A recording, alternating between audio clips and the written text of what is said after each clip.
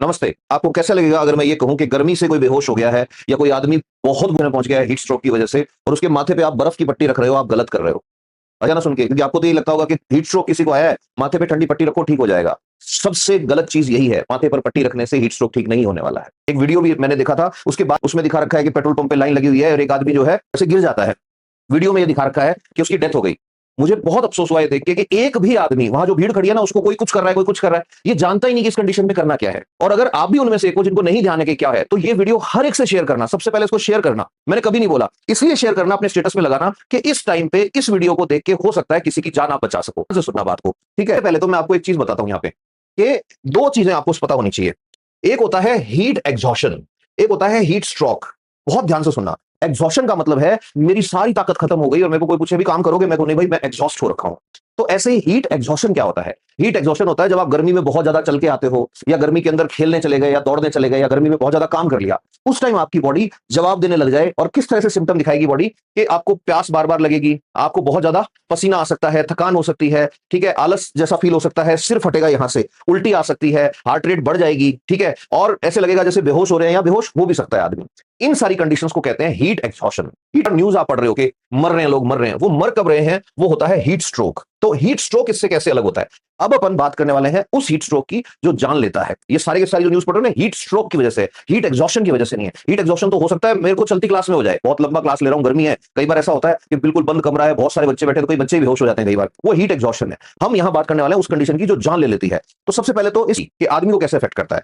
तो हमारा जो ब्रेन है ना, हमारे ब्रेन के अंदर एक छोटू सा पार्ट है जिसको बोलते हैं हाइपोथैलेमस। हाइपोथैलेमस जो है वो है हमारी बॉडी का थर्मोस्टेट। थर्मोस्टेट क्या होता है? कि जैसे पानी गर्म करने वाले गीजर में एक बटन आता है, उसको ऐसे ऐसे घुमाते हैं तो टेम्परेचर बढ़ता है और कम होता है। ऐसे ही हमारा हाइपोथैलेमस हमारी बॉडी के टेम्परेचर को हमेशा कोशिश करता है कि 37 डिग्री सेल्सियस पे रखा जाए। ये अप्रोक्सीमेशन में रहता है 37, लेकिन अगर कोई इसको फ़ारेनहाइट में ले तो 98.6 डिग्री फ़ारेनहाइट पे इसको रखने की कोशिश करता है। ये सबको पता है। अब हाइपोथैलेमस का काम है हमारे ब्रेन में बैठ के कंटिन्यू ये ध्यान रखना कि शरीर का टेम्परेचर 37 ही रहना चाहिए। अब मान लो मैं पढ़ाते पढ़ाते एकदम एक्सरसाइज शुरू कर दूं या मैं ऐसे खड़े खड़े दौड़ने लग जाऊं ट्रेडमिल पे, तो मेरी बॉडी का टेम्परेचर बढ़ेगा। बॉडी का टेम्परेचर बढ़ेगा तो मैसेज जाएगा हाइपोथैलेमस के पास कि अब ये 37 की बजाय 39 हो गया है टेम्परेचर।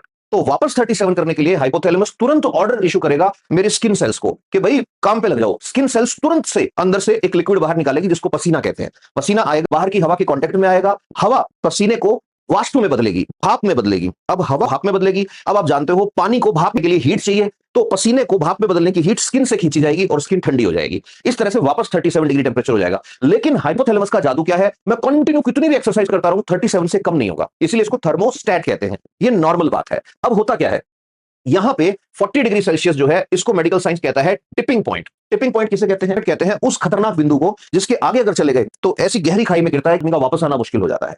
तो जब आपकी बॉडी का टेम्परेचर 37 डिग्री होता है तब आप एकदम हेल्दी हैं, जैसे मैं हूं अभी, आप हैं। 38 जाता है आपको बुखार जैसा फीलने लग जाता है। 39 जाते ही आपको ये लग जाता है कि आप नॉर्मली चल फिर नहीं पाओगे, आपकी बॉडी जो है वो जवाब दे रही है। 40 डिग्री जो है यहां जाके एक स्टैंड पॉइंट आता है जिसको कहते हैं बायोलॉजी ब्रेक पॉइंट। अब बायोलॉजी ब्रेक पॉइंट क्या है यहां समझ गए तो आपको ये भी समझ आ जाएगा कि हीट स्ट्रोक से मर क्यों जाता है आदमी।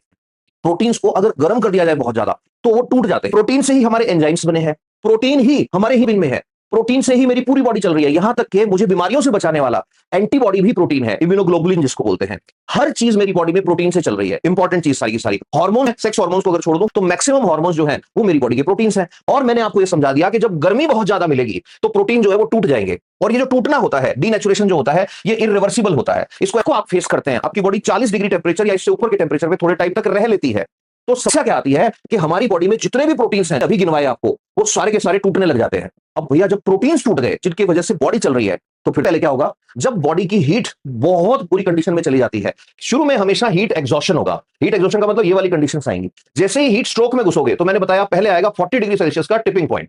अब 40 डिग्री सेल्सियस के टिपिंग पॉइंट को जैसे ही आपने टच किया या थोड़े टाइम लापरवाही से उस टेम्परेचर पे आप रह लिए तो आपके प्रोटीन टूटने शुरू हो गए। अब प्रोटीन टूट हो गए तो हमारे शरीर का काम है अपनी रक्षा खुद करना। तो हमारा शरीर अपनी खुद की रक्षा के लिए एक आखिरी प्रयास, और वो आखिर क्या होता है कि शरीर कह रहा है कि भाई बाहर की साइड मेरी बॉडी जल रही है, हीट तो बाहर से, तो एक काम करो, ठंडा करो। अब किसी भी चीज को ठंडा करना है तो हम क्या करते हैं? अब जैसे मान लो मेरा ये हाथ है, ये बहुत गर्म हो गया और मेरे पास पानी रखा है, तो मैं क्या करूं ठंडा करने के लिए? इस पे पानी डालूंगा। हमारे शरीर के पास पानी कहां है? ब्लड में है। तो हमारी बॉडी क्या करती है?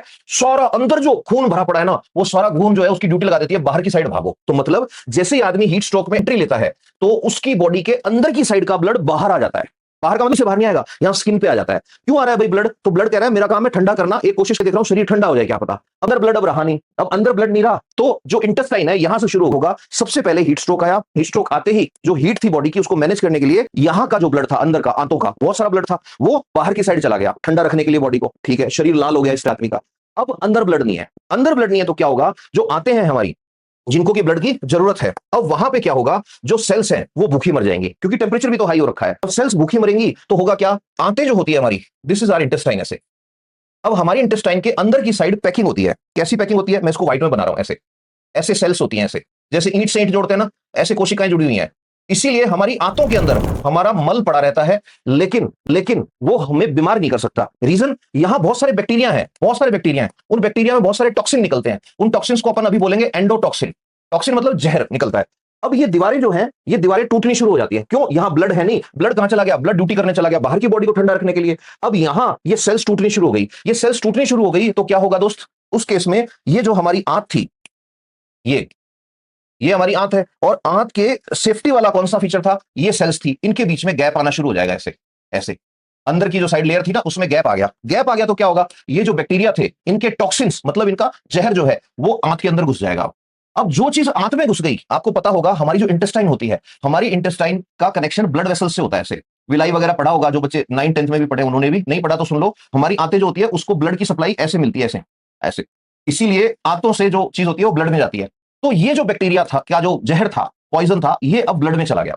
इसका मतलब जो बैक्टीरिया ब्लड में नहीं आना चाहिए था, वो बैक्टीरिया और उस बैक्टीरिया के एंडोटॉक्सिन्स अब ब्लड में घुस चुके हैं। ब्लड में जैसे घुस गए तो ये तो पूरे शरीर में फैल जाएंगे, बैक्टीरिया के तो मजे हो गए। अब जब ये पूरे शरीर में फैलेंगे तो शरीर अपनी रक्षा करने के लिए कुछ मैकेनिज्म शुरू करता है, जिनमें सबसे पहली मैकेनिज्म होती है सूजन आना। तो शरीर के अंदर सूजन आनी शुरू हो जाएगी, इंटरनल इन्फ्लामेशन। इसके साथ ही वहां पे एकदम से साइटोकाइन स्टॉर्म आएगा। साइटोकाइन स्टॉर्म का मतलब आपका इम्यून सिस्टम लड़ने की कोशिश कर रहा है, और वो जैसे ही साइटोकाइन स्टॉर्म आएगा, सूजन आएगी शरीर के अंदर, तो सारे के सारे ऑर्गन्स पे अफेक्ट पड़ेगा। सबसे तकड़ा अफेक्ट उस ऑर्गन पे पड़ेगा जो पूरी बॉडी की 20% एनर्जी को यूज करता है, मतलब ब्रेन पे। सबसे सेंसिटिव ब्रेन होता है। यहां शुरू हुआ काम, फिर ब्लड में गया, फिर पूरी बॉडी में गया, और अब ब्रेन में जाएगा। अब वो ब्रेन के न्यूरॉन्स जो हैं वो फेल होने शुरू हो जाएंगे। न्यूरॉन्स क्या होते हैं, ब्रेन जिन चीजों से मिलकर बना है उनको न्यूरॉन्स कहते हैं। अब मैं बोल रहा हूं ना, तो कैसे बोल पा रहा हूं मैं, मेरे ब्रेन में ऐसी सेल्स हैं, ऐसी जिनको कहते हैं न्यूरॉन्स, ऐसे हजारों सेल्स हैं, वो सेल्स ऐसे कंटिन्यू एक दूसरे से बात कर रही है, तब मैं बोल पा रहा हूं। अगर यहां पे हीट स्ट्रोक आ जाए तो ये सेल की बात इस तक नहीं पहुंचेगी, इसकी इस तक नहीं पहुंचेगी, तो क्या होगा, उस टाइम सबसे पहला खतरनाक सिम्टम आएगा, आदमी को कंफ्यूजन होगा। कंफ्यूजन मतलब हो सकता है ऐसी बात है, मैं कौन हूं, क्या कर रहा है तू, कोई भी पुरानी बात करने लग गया। ठीक है, बहकी बहकी बात जिसको कहते हैं, बोल नहीं पा रहा ढंग से, स्लर्ड स्पीच हो गया ऐसी। ठीक है, फिर सीजर्स, सीजर्स क्या होते हैं, ऐसे ऐसे ऐसे दौरे आ रहे हैं, और ये अगर आ गए इसके बाद कोमा में जाएगा। अब ऐसा अगर हो गया है तो इसके बाद भी अगर हॉस्पिटल नहीं लेके भागे तो उसके आगे फिर भाई हार्ट जो है वो भी, किडनी है वो भी, लिवर भी है, सारे ऑर्गन सिस्टम फेल होने लग जाते हैं। जब किसी के मल्टी ऑर्गन सिस्टम एक साथ फेल हो जाए तो क्या होगा, डेथ होती है आदमी की। तो उससे इंपॉर्टेंट चीज आती है कि इसमें खतरनाक साइन कौन से हैं। खतरे के साइन है, गर्मी लगी है और आदमी को कंफ्यूजन हो रहा है, बिहेवियर उसका चेंज हो गया है, बोल रहा है उसमें लड़खड़ा रहा है, दौरे आ रहे हैं, स्किन जो है उसकी गर्म है और ठंडी है, ध्यान सुनना, गर्म है और ठंडी है, या फिर बहुत ही ज्यादा स्वेटिंग हो रही है उसको एकदम से, हार्ट रेट बढ़ी हुई मिलेगी उसकी, कॉन्शियसनेस चली गई, मतलब उसको एकदम से ऐसे लग रहा है जैसे बेहोश हो रहा है। ऐसी कंडीशन में आपको एक नियम याद रखना है जिसको डॉक्टर्स कहते हैं गोल्डन आवर। गोल्डन आवर का मतलब क्या है, ये बहुत इंपॉर्टेंट चीज है। अगर आपको पता लग गया कि हीट स्ट्रोक के सिम्टम आए हैं, हीट स्ट्रोक के सिम्टम आए, और हीट स्ट्रोक के सिम्टम आने के 30 मिनट्स के अंदर अंदर, 30 मिनट के अंदर अंदर आप उस जगह पहुंच गए जहां आईपीडी की फैसिलिटी है। ठीक है, आईपीडी मतलब पेशेंट को एडमिट करने की सुविधा है, तो ये मान के चलो 85% चांसेस हैं कि डॉक्टर आपकी जान बचा लेगा 30 मिनट के अंदर अंदर। लेकिन आपने अगर टाइम खराब कर दिया और आप इधर उधर ये सिर पे पट्टियां वट्टियां रखने में ही रह गए, और ऐसी कंडीशन अगर हो गई, तो भी डॉक्टर ये कहते हैं कि 60 मिनट तक अगर ले आओ, 30 मिनट से 60 मिनट तक हमारे पास ले आओ, तो भी हम 40% केसेस में जान बचा लेंगे। 60% केसेस में हो सकता है आईसीयू में जाए फिर जान बचे, लेकिन बचा लेंगे जान। इसको कहते हैं गोल्डन आवर रूल। ये जैसे जैसे टाइम आप बिताते जाओगे बचने के चांसेस कम होते जाएंगे। रीजन मैं बता चुका हूं, पूरी बॉडी में भूचाल आया हुआ है, इसको सेप्सिस बोलते हैं, अंदर सेप्टिसीमिया हो गया है। सेप्सिस का मतलब पूरी बॉडी में इंफेक्शन फैल रहा है बहुत तेजी से। तो इसलिए इसके अंदर एक लाइन कहते हैं कि एवरी मिनट इज इंपॉर्टेंट, हर एक मिनट जो है ना वो जान बचाने के लिए कीमती है, तो तुरंत लेके भागना होता है। तो अब WHO क्या बोलता है कि क्या करना है। अब जैसे आप क्या करते हो, गर्मी लगी और कि भाई माथे पे ठंडी पट्टी रख दो, तो देखो इसको थोड़ा सा समझो। आप माथे पे बर्फ की पट्टी रख रहे हो, क्यों रख रहे हो, तो हो सकता है कोई ज्ञान दे कि सर इसलिए रख रहे हैं कि ये पानी है, और जैसे ही पानी गिरेगा या ठंडी पट्टी रखेंगे। अब जैसे मान लो ये मेरे पास हैंकी है, हैंकी है नहीं मेरे पास, ठीक है, मान लो मेरे पास हैंकी है और मैंने उसमें बर्फ ऐसे ली, लेकर ऐसे लगा रहा हूं यहाँ पे, तो भाई क्यों लगा रहे हो, कि सर इसलिए लगा रहा हूं कि शरीर की गर्मी खिंच जाएगी यहां से। शरीर की गर्मी अगर खींचना ही चाहते हो तो बर्फ की पट्टी उसकी काख में रखो।